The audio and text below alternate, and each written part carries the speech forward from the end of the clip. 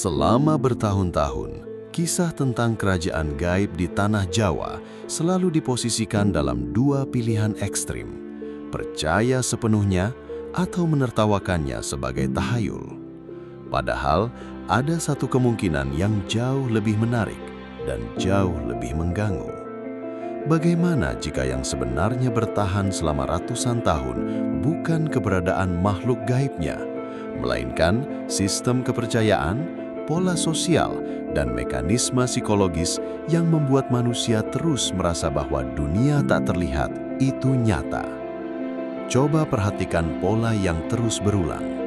Gunung tertentu dianggap berpenghuni, pantai tertentu dipercaya memiliki penguasa, hutan tertentu dihindari bukan karena binatang buas, tetapi karena sesuatu yang tidak bisa dijelaskan. Bahkan hingga hari ini, di era satellite, AI, dan internet, cerita tentang kerajaan gaib di Jawa tidak hilang, justru terus diproduksi ulang melalui video YouTube, film, cerita keluarga, ritual budaya, hingga pengalaman pribadi yang viral di media sosial. Pertanyaannya bukan lagi, apakah kerajaan gaib itu benar-benar ada? Pertanyaan yang jauh lebih penting adalah, mengapa begitu banyak manusia modern tetap membutuhkan keberadaan dunia paralel untuk menjelaskan realitas yang tidak sepenuhnya mereka pahami? Dan di titik inilah, pembahasan tentang kerajaan gaib menjadi jauh lebih kompleks daripada sekedar cerita mistis. Karena yang sedang kita hadapi sebenarnya bukan hanya soal supranatural, tetapi gabungan antara sejarah Jawa, struktur kekuasaan lama, trauma kolektif, budaya simbolik, psikologi manusia, hingga cara otak membangun makna terhadap sesuatu yang ambigu. Banyak orang membahas topik ini secara terlalu sederhana. Sebagian hanya melihatnya sebagai dongeng, sebagian lain menerimanya mentah-mentah sebagai fakta absolut. Padahal, kenyataannya mungkin berada di wilayah yang jauh lebih rumit. Ada alasan mengapa hampir semua peradaban besar memiliki konsep dunia lain. Ada alasan mengapa lokasi-lokasi tertentu terus melahirkan cerita serupa lintas generasi. Dan ada alasan mengapa manusia sering merasa bahwa realitas yang terlihat belum cukup menjelaskan apa yang mereka alami. Video ini bukan tutorial spiritual, bukan juga upaya membuktikan atau membantah keberadaan makhluk gaib. Ini adalah pembongkaran tentang bagaimana konsep kerajaan gaib di tanah Jawa terbentuk, mengapa ia terus bertahan, siapa yang diuntungkan oleh narasi itu, dan bagaimana kepercayaan terhadap dunia tak terlihat mempengaruhi cara manusia membaca realitas. Karena bisa jadi, yang paling misterius bukan kerajaan gaibnya, tetapi cara manusia menciptakan, mempertahankan, dan mempercayainya selama ratusan tahun. Sebelum kita masuk lebih jauh, coba tulis di komentar, di kota atau daerah kalian, apakah ada tempat yang sampai hari ini masih dianggap angker, berpenghuni, atau dipercaya memiliki hubungan dengan dunia tak terlihat? Dan menariknya, apakah cerita itu masih dipercaya hanya oleh orang tua atau justru juga oleh generasi muda? Coba tulis daerah kalian dan bagaimana cerita itu berkembang di sana. Karena semakin diperhatikan, hampir setiap wilayah di Jawa ternyata memiliki pola cerita yang mirip, meskipun tokoh, nama, dan lokasinya berbeda. Dan dari sinilah kita mulai melihat bahwa fenomena kerajaan gaib sebenarnya bukan cerita yang berdiri sendiri. Ia adalah bagian dari sistem budaya yang jauh lebih besar.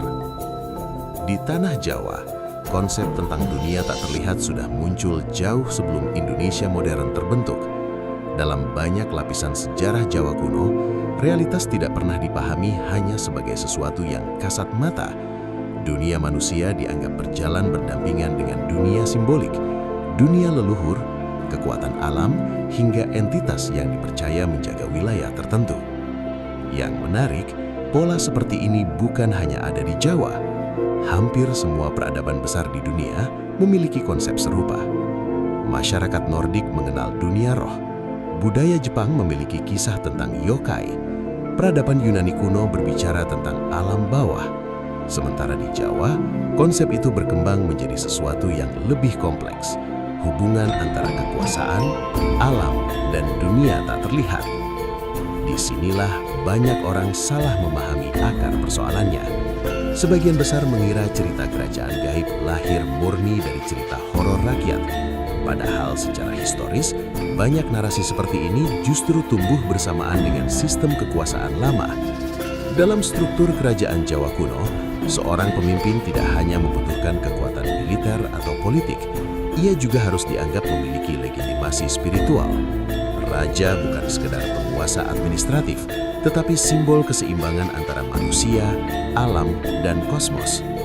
Karena itu, tempat-tempat tertentu kemudian disakralkan. Gunung dianggap pusat energi, laut dipercaya memiliki penguasa, hutan dianggap wilayah yang tidak boleh dilanggar sembarangan. Bukan hanya soal mistik, tetapi juga cara masyarakat membangun keteraturan sosial. Ketika sebuah wilayah dianggap angker, masyarakat otomatis membatasi perilaku mereka di sana. Ketika sebuah tempat dipercaya sakral, orang akan lebih berhati-hati terhadap alam. Dan ketika sebuah penguasa dikaitkan dengan dunia tak terlihat, legitimasi kekuasaannya menjadi jauh lebih kuat. Artinya, kepercayaan terhadap dunia gaib pada masa lalu seringkali berfungsi sebagai mekanisme sosial dan politik. Namun, seiring waktu, fungsi itu berubah.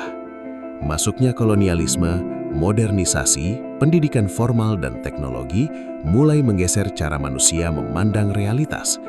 Banyak hal yang dulu dianggap supranatural mulai dijelaskan melalui sains dan logika modern. Tetapi anehnya, cerita tentang kerajaan gaib tidak ikut hilang, justru beradaptasi. Di era modern, narasi itu berubah bentuk menjadi konten viral, film, podcast horor, thread media sosial, hingga pengalaman pribadi yang dibagikan jutaan kali di internet. Dan ini penting untuk dipahami. Manusia modern mungkin berubah secara teknologi, tetapi belum tentu berubah secara psikologis. Otak manusia tetap memiliki kebutuhan yang sama, mencari makna, mencari pola, dan mencari penjelasan terhadap sesuatu yang tidak pasti. Ketika seseorang mengalami kejadian yang sulit dijelaskan, tersesat di hutan, mengalami kebetulan ekstrim, mimpi yang terasa nyata, atau suasana tempat yang menekan secara emosional, otak akan berusaha menghubungkan pengalaman itu dengan narasi yang sudah tersedia dalam budaya. Dan di Jawa, salah satu narasi terbesar yang diwariskan lintas generasi adalah konsep tentang dunia paralel dan kerajaan tak terlihat. Inilah mengapa banyak pengalaman terasa nyata bagi orang yang mengalaminya. Bukan semata karena mereka berbohong, tetapi karena manusia memang membangun realitas melalui kombinasi pengalaman, emosi, memori, budaya, dan sugesti sosial. Masalahnya, kebanyakan pembahasan berhenti di permukaan. Orang hanya bertanya, percaya atau tidak? Padahal pertanyaan yang jauh lebih penting adalah bagaimana sebuah narasi bisa bertahan ratusan tahun, mempengaruhi perilaku jutaan orang, dan tetap terasa relevan bahkan di zaman modern. Dan untuk memahami itu, kita harus mulai membongkar mekanisme yang bekerja di baliknya. Sekarang, di bagian ini, coba tonton dengan lebih tenang. Karena semakin kita membahas topik kerajaan gaib, semakin terlihat bahwa yang bekerja bukan sekedar cerita mistis, tetapi cara pikiran manusia membaca realitas. Dan mungkin tanpa sadar, sebagian pola itu juga pernah terjadi dalam hidup kita sendiri. Jadi sebelum lanjut, tarik perhatian penuh ke pembahasan ini. Dengarkan pelan-pelan, karena potongan-potongan yang terlihat tidak masuk akal justru mulai membentuk pola ketika semuanya disusun bersama. Dan di titik inilah pembahasan tentang dunia paralel mulai berubah. Bukan lagi sekedar pertanyaan tentang ada atau tidak ada, tetapi tentang bagaimana manusia membangun keyakinan terhadap sesuatu yang tidak bisa diverifikasi sepenuhnya. Mekanisme pertama yang paling penting adalah otak manusia tidak dirancang untuk hidup dalam ketidakpastian terlalu lama. Ketika manusia menghadapi tempat asing, suasana gelap, lokasi sunyi, atau pengalaman yang sulit dijelaskan, otak otomatis mulai mencari pola. Ini adalah mekanisme survival yang sangat tua. Dulu, nenek moyang manusia yang terlalu santai terhadap hal aneh lebih mudah mati. Karena itu, otak berevolusi untuk selalu menganggap mungkin ada sesuatu meskipun belum ada bukti pasti. Akibatnya, manusia modern pun masih memiliki kecenderungan yang sama. Lebih mudah mempercayai adanya sesuatu daripada menerima bahwa mereka tidak tahu apa yang sebenarnya terjadi. Dan menariknya, lingkungan Jawa sangat mendukung terbentuknya persepsi seperti ini. Coba perhatikan geografisnya. Gunung berapi, hutan lebat, kabut, pantai dengan ombak besar, situs kuno, bangunan peninggalan kerajaan, tempat-tempat sunyi dengan sejarah panjang. Semua elemen itu secara psikologis menciptakan rasa kecil, tidak pasti dan rentan pada manusia. Dalam kondisi seperti itu, otak menjadi jauh lebih sugestif. Suara angin bisa terasa seperti bisikan, kebetulan terasa seperti pertanda, mimpi terasa seperti pesan, dan pengalaman emosional terasa seperti kontak dengan sesuatu di luar diri manusia. Lalu budaya masuk dan memperkuat semuanya. Ketika sejak kecil seseorang mendengar bahwa tempat tertentu ada penunggunya, otak akan membawa informasi itu ke dalam alam bawah sadar. Begitu orang itu masuk ke tempat tersebut, tubuh mulai bereaksi. Detak jantung meningkat, fokus menjadi sempit, emosi menjadi lebih sensitif. Dan ketika emosi meningkat, persepsi manusia menjadi jauh lebih mudah dipengaruhi. Inilah sebabnya dua orang bisa berada di tempat yang sama, tetapi mengalami realitas yang berbeda. Satu orang merasa biasa saja, yang lain merasa ada sesuatu. Karena pengalaman manusia tidak pernah sepenuhnya objektif. Tetapi mekanismenya tidak berhenti di sana. Ada faktor kedua yang jauh lebih kuat. Cerita kolektif. Kerajaan gaib di Jawa bertahan bukan karena satu orang mengaku melihat sesuatu, tetapi karena cerita itu diwariskan terus-menerus lintas generasi. Semakin sering sebuah cerita diulang, semakin besar otak manusia menganggapnya sebagai bagian dari realitas sosial. Ini yang dalam psikologi sosial disebut sebagai social validation. Jika cukup banyak orang percaya pada sesuatu, maka sesuatu itu mulai terasa masuk akal, bahkan tanpa bukti langsung. Dan media modern mempercepat efek ini berkali-kali lipat. Dulu cerita kerajaan gaib hanya hidup dari mulut ke mulut.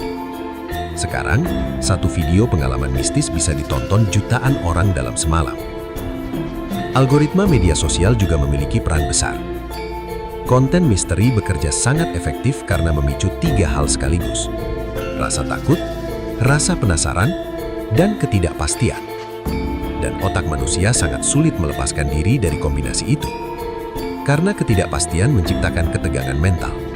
Dan manusia secara alami ingin menyelesaikan ketegangan tersebut dengan mencari jawaban. Itulah mengapa cerita tentang kerajaan gaib selalu menarik untuk diikuti sampai akhir, bahkan oleh orang yang mengaku tidak percaya. Namun ada lapisan yang lebih dalam lagi. Dalam banyak kasus, kerajaan gaib sebenarnya berfungsi sebagai simbol. Simbol tentang ketakutan manusia terhadap sesuatu yang tidak bisa dikendalikan. Gunung mewakili kekuatan alam. Laut Selatan melambangkan ketidakpastian. Hutan melambangkan wilayah di luar kontrol manusia. Dan dunia gaib menjadi representasi dari realitas yang tidak sepenuhnya bisa dijelaskan logika sehari-hari. Karena pada akhirnya, manusia selalu tidak nyaman menghadapi kenyataan bahwa ada banyak hal di dunia ini yang belum benar-benar mereka pahami. Dan ketika penjelasan rasional terasa belum cukup, cerita simbolik mulai mengambil alih. Itulah sebabnya kerajaan gaib tidak pernah benar-benar hilang. Ia berubah bentuk mengikuti zaman. Tetapi mekanisme psikologis dan sosial yang menopangnya tetap bekerja dengan cara yang hampir sama sejak ratusan tahun lalu. Sampai di titik ini, mulai terlihat bahwa pembahasan tentang kerajaan gaib sebenarnya jauh lebih rumit daripada sekedar percaya atau tidak percaya. Dan saya penasaran, setelah mendengar bagian sebelumnya, menurut kalian sendiri, apakah fenomena seperti ini lebih banyak dibentuk oleh budaya dan psikologi manusia, atau memang ada sesuatu yang belum bisa dijelaskan sepenuhnya? Coba tulis pendapat kalian di komentar, karena menariknya, semakin topik ini dibahas, semakin terlihat bahwa setiap orang membawa pengalaman dan sudut pandang yang berbeda. Dan justru disitulah letak ketegangannya. Sebab ada paradoks besar yang jarang dibicarakan secara jujur. Di satu sisi, manusia modern menganggap dirinya semakin rasional. Teknologi berkembang, sains berkembang, informasi semakin terbuka. Tetapi di sisi lain, ketertarikan terhadap hal-hal mistis justru tidak menurun. Film horor terus laris, podcast misteri terus naik, konten pengalaman gaib selalu memiliki audiens besar, dan cerita tentang kerajaan tak terlihat tetap hidup bahkan di generasi yang tumbuh bersama internet. Ini menunjukkan satu hal penting. Kemajuan teknologi tidak otomatis menghilangkan kebutuhan emosional manusia terhadap misteri. Karena manusia bukan makhluk yang hidup hanya dengan data dan logika. Manusia juga hidup dengan rasa takut, rasa ingin tahu, kebutuhan akan makna, dan keinginan untuk merasa bahwa dunia ini lebih besar daripada yang terlihat. Disinilah banyak penjelasan permukaan mulai gagal. Sebagian orang terlalu cepat menyimpulkan bahwa semua pengalaman mistis hanyalah halusinasi atau kebodohan. Tetapi penjelasan itu terlalu sederhana. Karena pengalaman manusia jauh lebih kompleks. Emosi bisa terasa nyata, ketakutan bisa menghasilkan reaksi fisik nyata, sugesti bisa mempengaruhi persepsi secara nyata, dan memori manusia sendiri seringkali tidak bekerja seakurat yang dibayangkan. Tetapi di sisi lain, menerima semua cerita secara mentah juga menciptakan masalah lain. Ketika manusia berhenti memeriksa realitas secara kritis, narasi apapun bisa dipercaya. Dan di titik tertentu, cerita tentang dunia gaib bisa berubah menjadi alat pengaruh sosial. Ini yang sering tidak disadari. Sepanjang sejarah, narasi mistis sering digunakan untuk membangun otoritas, mengontrol perilaku, atau menciptakan rasa takut kolektif. Tempat tertentu dianggap terlarang, orang tertentu dianggap memiliki kekuatan khusus, kelompok tertentu dianggap punya akses terhadap dunia lain. Dan ketika masyarakat percaya penuh pada narasi itu, maka pengaruh sosial terbentuk tanpa perlu paksaan langsung. Artinya, kepercayaan terhadap kerajaan gaib tidak pernah berdampak netral. Ia bisa menjaga budaya, tetapi juga bisa dimanfaatkan. Ia bisa menciptakan rasa hormat terhadap alam, tetapi juga bisa melahirkan ketakutan yang berlebihan. Ia bisa menjadi identitas budaya, tetapi juga bisa mengaburkan batas antara realitas, sugesti, dan manipulasi. Inilah trade-off yang jarang dibahas. Karena manusia sering ingin jawaban yang sederhana, ini nyata atau ini bohong. Padahal kenyataan sosial hampir tidak pernah sesederhana itu. Dan semakin kita membongkar fenomena ini, semakin terlihat bahwa kerajaan gaib mungkin bukan hanya soal makhluk tak terlihat, tetapi tentang bagaimana manusia memproses ketidakpastian. Perhatikan pola yang terus muncul. Ketika terjadi kecelakaan di lokasi tertentu, orang mulai mengaitkannya dengan hal gaib. Ketika ada tempat yang sulit dijelaskan sejarahnya, muncul cerita mistis. Ketika manusia menghadapi alam yang besar dan menakutkan, mereka mulai membangun simbol-simbol supranatural. Karena otak manusia selalu berusaha menciptakan keteraturan dari sesuatu yang terasa kaos. Dan media modern memperbesar semuanya. Semakin dramatis sebuah cerita, semakin cepat ia menyebar.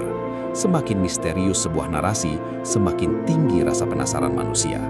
Algoritma digital akhirnya memberi panggung besar bagi cerita-cerita yang memicu emosi ekstrim. Akibatnya, batas antara pengalaman pribadi, hiburan, budaya, dan keyakinan menjadi semakin kabur. Inilah mengapa banyak orang merasa topik seperti kerajaan gaib terasa nyata, meskipun mereka sendiri tidak pernah mengalami langsung. Karena realitas sosial tidak selalu dibangun dari bukti langsung, tetapi dari cerita yang terus diulang, diperkuat, dan diwariskan bersama-sama. Dan mungkin itulah alasan mengapa kerajaan gaib di tanah Jawa tetap bertahan hingga hari ini. Bukan karena semua orang benar-benar melihatnya, tetapi karena manusia terus membutuhkan sesuatu untuk mengisi ruang kosong yang belum bisa mereka jelaskan sepenuhnya. Pada akhirnya, pembahasan tentang kerajaan gaib di tanah Jawa membawa kita pada satu kesimpulan yang menarik. Mungkin misteri terbesar bukan terletak pada apakah dunia paralel itu benar-benar ada, tetapi pada bagaimana manusia membangun keyakinan terhadap sesuatu yang tidak sepenuhnya bisa mereka lihat. Karena semakin kita membongkar fenomena ini, semakin terlihat bahwa ada banyak lapisan yang bekerja bersamaan. Ada sejarah yang diwariskan turun-temurun. Ada budaya yang membentuk cara berpikir masyarakat. Ada psikologi manusia yang selalu mencari pola dan makna. Ada rasa takut terhadap ketidakpastian. Dan ada kebutuhan emosional untuk merasa bahwa realitas ini lebih besar daripada yang terlihat sehari-hari. Itulah mengapa cerita tentang kerajaan gaib tidak pernah benar-benar hilang. Ia bertahan bukan semata karena bukti, tetapi karena ia terus hidup di dalam ingatan kolektif manusia. Diulang dalam cerita keluarga, diperkuat oleh lingkungan sosial, dibentuk ulang oleh media modern, lalu diwariskan lagi ke generasi berikutnya. Dan mungkin disitulah letak kekuatan sebenarnya, bukan pada sosok tak kasat mata yang sering dibicarakan, tetapi pada kemampuan sebuah narasi untuk mempengaruhi cara manusia berpikir, merasa, dan mengambil keputusan selama ratusan tahun.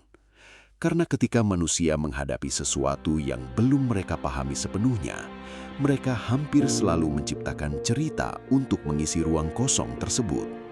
Sebagian cerita membantu manusia memahami dunia, sebagian lainnya menciptakan ketakutan, dan sebagian lagi bertahan karena manusia memang tidak pernah benar-benar nyaman hidup tanpa misteri. Maka setelah video ini, mungkin pertanyaannya bukan lagi percaya atau tidak percaya, tetapi seberapa jauh cerita, budaya, dan sugesti mempengaruhi cara kita membaca realitas. Dan apakah selama ini kita benar-benar melihat dunia apa adanya, atau hanya melihat dunia melalui narasi yang diwariskan sejak lama? Kalau kalian punya pengalaman, sudut pandang, atau cerita yang berkaitan dengan pembahasan ini, coba tulis di komentar. Menurut kalian, apakah kerajaan gaib hanyalah konstruksi budaya dan psikologi manusia? Atau memang ada sesuatu yang sampai hari ini belum mampu dijelaskan sepenuhnya? Dan kalau video seperti ini menarik untuk kalian, jangan lupa dukung channel ini agar pembahasan-pembahasan mendalam seperti ini bisa terus berlanjut. Karena terkadang, hal paling penting bukan menemukan jawaban yang cepat, tetapi belajar melihat realitas dengan cara yang lebih jernih.